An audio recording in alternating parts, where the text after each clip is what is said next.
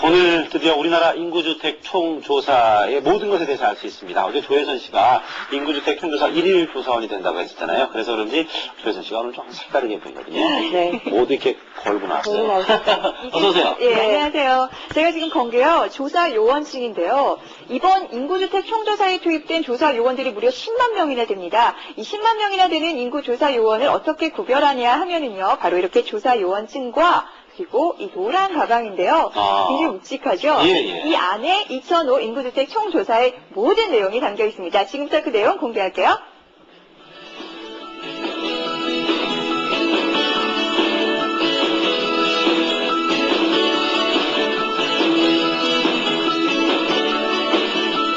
주민등록증 증권이 다 있으니까 간단하게 해결될 수 있을 것 같은데 그 방문까지 해야 되나? 사생활 보호는 잘 되는 건지. 그 열쇠란 말이야. 그걸 꼭 해야 되는 건지 궁금하네. 2005 인구주택 총조사, 도대체 이 조사를 왜 하는 건지, 어떻게 해야 되는 건지 아직도 모르시겠다고요?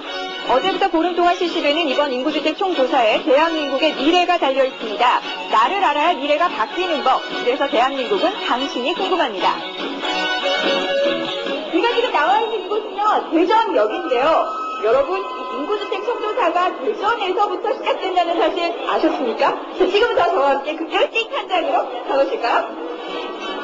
대전에서 어떻게 인구주택 총조사가 시작되고 있는지 그 현장을 찾아갔습니다. 여기는 대전에 있는 우산 집중소인데요. 인구주택 총조사에 쓰이는 모든 물품이 이곳에서 배송되고 있었습니다. 일일이 시작업으로 분류된 물품을 이렇게 종류별로 포장을 해서 전국으로 배송을 한다고 하는데요. 그냥 한눈으로 봐도 굉장히 엄청난 양이었습니다. 한 물량이 한 1056톤, 그래서 종류가 한 54종 됩니다. 그래서 전국에 3,566개 읍면동으로 각 지역으로 전국 물량을 다 여기서 배송을 하고 있습니다. 네. 각 지역으로 배송될 양이 이렇게 엄청나다는 얘기를 들으니까 그냥 있을 수는 없겠더라고요. 나라를 위한 일이라고 생각하고 저도 열심히 거들었습니다.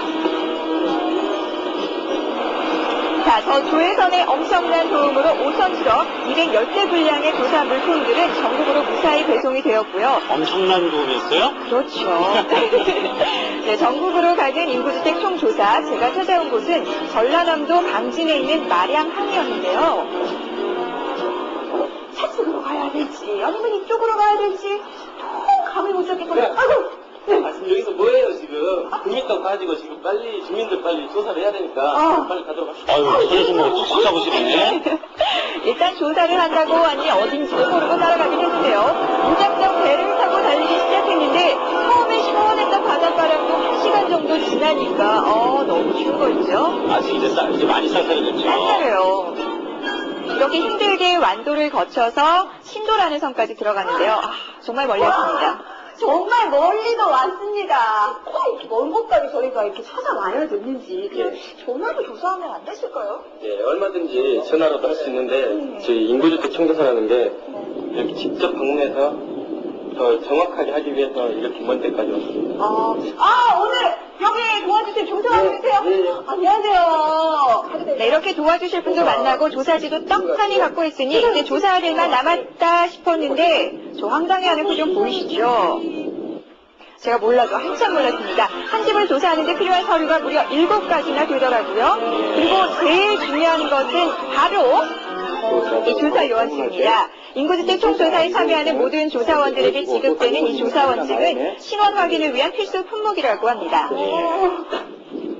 드디어 첫 조사를 하기 위해 신도 주민들을 찾아 나섰습니다. 그런데 아무도 안 계세요? 일 나가셨겠죠. 네, 한창이 바쁜 설이다 보니까 그러니까요. 주민을 만나려면 바다로 나가야 했는데요.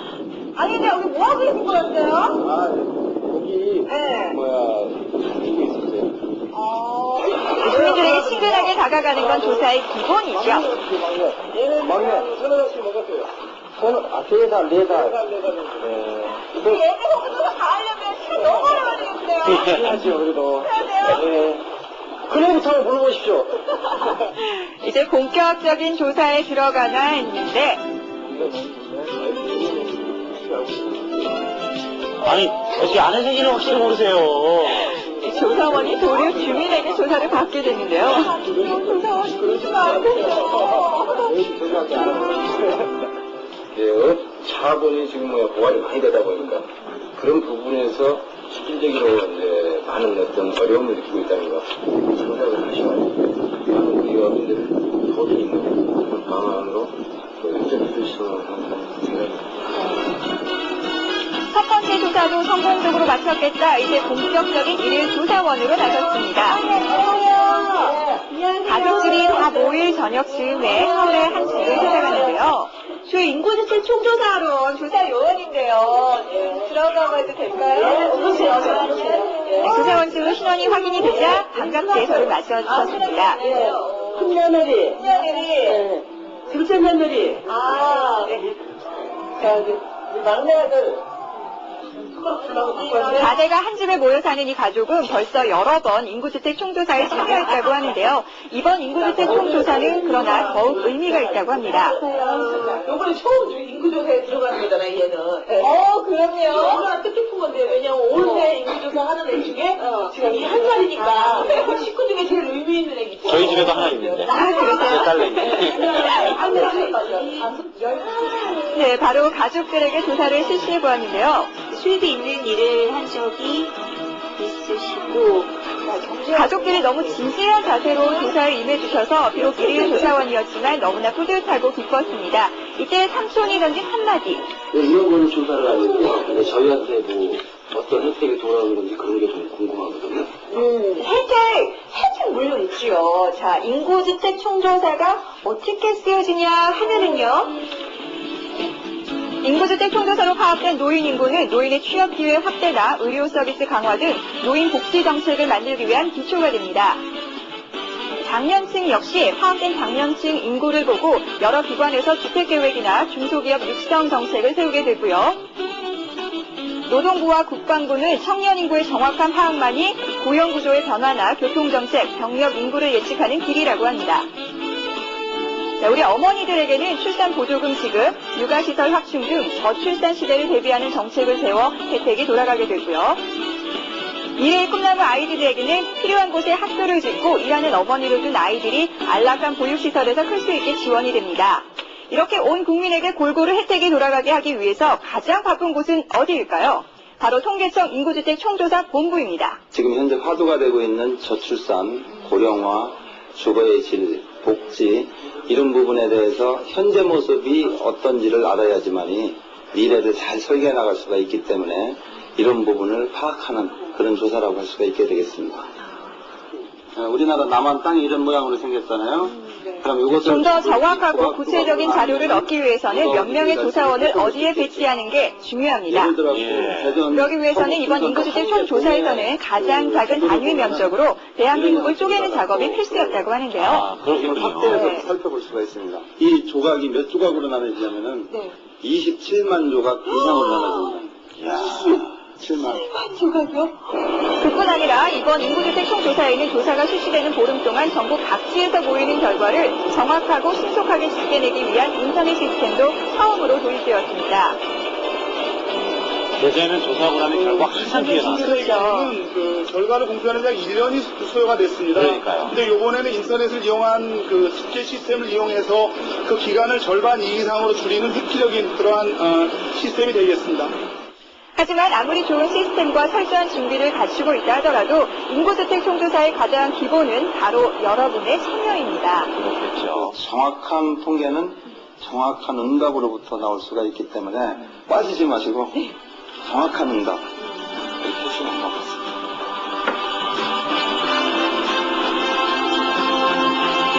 중요한 조사인지 아마 화면을 통해서 많은 분들이 느끼셨을 것 같아요. 사실 그동안 귀찮다 하면서 또 바쁘다 하면서 안 하신 분들 많았거든요. 그렇죠. 예. 네. 근데 저는 궁금한 게 있는데요. 외국인 같은 경우에는 아직 귀화를 안 했거든요. 어떻게 참여해야 되는 거예요? 제가 질문하실 줄 알고 열심히 공부를 아, 했는데요. 그래요? 어제 11월 1일 0시를 기준으로 전국적으로 우리나라에서 인구주택 총조사가 실시가 됐는데요. 외교관이나 군인 또 그 가족을 제외한 우리 대한민국에 거주하고 있는 외국인들이 모두 조사 대상에 해당이 됩니다. 네. 또 궁금하신 사항 있으세요? 있죠. 제가 공부 좀 해오라 그러셨는데 네. 저같이 주민등록상으로는 주소지가 이쪽에 있는데 지금 사는 거주지는 이쪽이에요. 그러니까 주민등록상의 아직 주소와 전입신고를 안 했어요. 실제 거주하고 있는 거주지가 다르다는 말씀이시죠? 전입신고를 아직 못했거든요. 그럴 때는 어떻게 해야 돼요? 그래서 바로 이렇게 조사 요원들이 가정을 방문하는 이유이기도 한데요. 예. 이런 경우에는 주민등록상의 주소와는 상관이 없이 실제로 거주하고 있는 곳이 이 조사 대상에 해당이 됐고요. 그렇군요. 네. 알겠습니다. 뭐 궁금한 점 있으면 어디로 연락하면 되죠? 궁금하신 사항이 예. 있으신 분들은요, 통계청 인구주택 총조사 홈페이지를 방문하시거나 아래 나가는 전화번호로 연락 주시면 되겠습니다. 네. 자, 내일은 또 어디가 소개가 됩니까? 내일은 미국으로 가볼 텐데요. 미국은 내일과 모레 이어서 2편으로 나갑니다. 내일 방송될 미국 첫 번째 편에는 한인들이 많이 살고 있는 뉴욕과 하와이를 찾아가서 인구주택 총조사가 그들의 삶을 어떻게 바꿔놓았는지 살펴보도록 하겠습니다. 네, 기대하겠습니다. 주혜선 리포터 오늘 고맙습니다. 고맙습니다.